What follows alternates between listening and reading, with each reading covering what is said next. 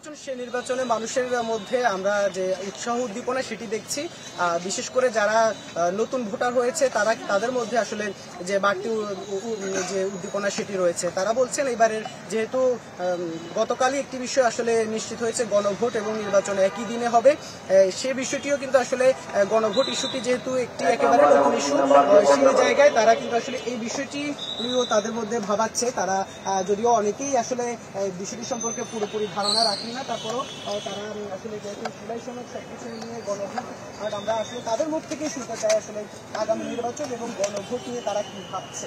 আমরা যদি আপনার কাছে জানতে চাই যে আগামী যে জাতীয় সংসদ নির্বাচন হতে যাচ্ছে সেখানে গণভোট এবং নির্বাচন একই দিনে হতে যাচ্ছে, এটি আসলে কিভাবে দেখছেন? গণভোট সম্পর্কে আসলে কি বলবেন, আর নির্বাচন নিয়ে কেমন আপনাদের ধারণা?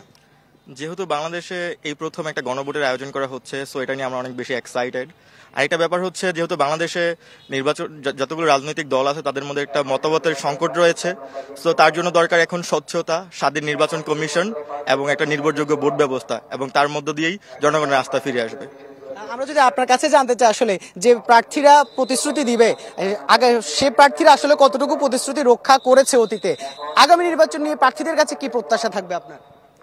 সবাই আসলে নির্বাচনের আগে বলে যে আমি এটা করব সেটা করব, বাট আসলে সবকিছু হয়ে ওঠে না, মানে করতে পারে না।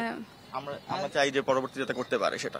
ধন্যবাদ। আমরা শুনছিলাম আসলে আমরা কয়েকজন তরুণ ভোটারও আছে, আমরা তাদের কাছে যদি একটু জানতে চাই যে এই যে ভোট, সে ভোট নিয়ে কেমন উচ্ছ্বাস কাজ করছে প্রথমবারের মতো ভোট দেয়া। আসলে যখন থেকে আমরা ভোটার হয়েছি তখন থেকেই তো মূলত ভোট দেওয়ার একটা আগ্রহ আকাঙ্ক্ষা ছিল, কিন্তু ফ্যাসিস্ট আমলে আমরা হয়েছে কি ওই ভোট দেওয়ার স্বাধীনতা পাই নাই, যার কারণে আসলে ভোট নিয়ে আমাদের একটা আগ্রহ অনেক আগে থেকেই আছে। বাট এবার যেহেতু আমরা ভোট দিতে পারবো সেটার জন্য আমাদের থেকে অনেক খুশিও লাগতেছে।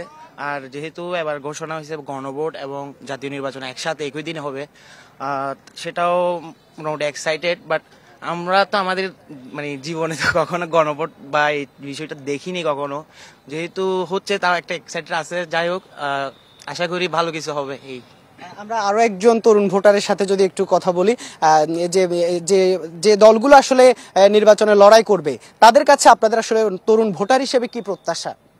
বিগত সময়ে দেখেছিলাম যে ভোটের আগে তাদের প্রতিশ্রুতি তারা দিত, কিন্তু ভোটের পর সেই যথাযথ প্রতিশ্রুতি পালন হতো না। তাই আমাদের রিকোয়েস্ট থাকবে, আমাদের যে আবদারটা থাকবে তাদের প্রতি, যে তাদের প্রতিশ্রুতিগুলো যাতে ঠিক থাকে। আমরা তাদের প্রতিশ্রুতিগুলো দেখে আমরা তাদেরকে ভোট দিব এবং আমরা আমাদের অধিকারটা আদায় চাই তাদের।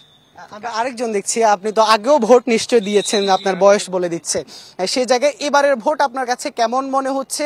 আপনার জায়গা থেকে আপনার প্রত্যাশা কেমন? এবারে ভোটটা গত 16 বছর ভোট না দেওয়ার আকাঙ্ক্ষা আর গণভোট একসাথে হওয়ার কারণে বর্তমান সরকারে যারা আছেন তাদেরকে ধন্যবাদ। যত তাড়াতাড়ি ভোট হয় দেশের জন্য মঙ্গল, জাতির জন্য মঙ্গল।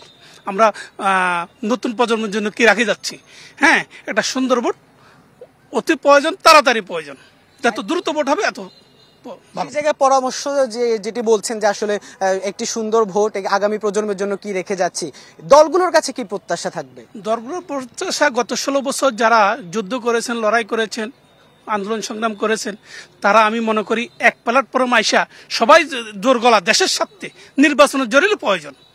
দেশের সাথে যারা নির্বাচন চায় না তারা দেশের শত্রু, যারা দেশের মঙ্গল চায় না তারা দেশ বিশৃঙ্খলার দিকে যাচ্ছে।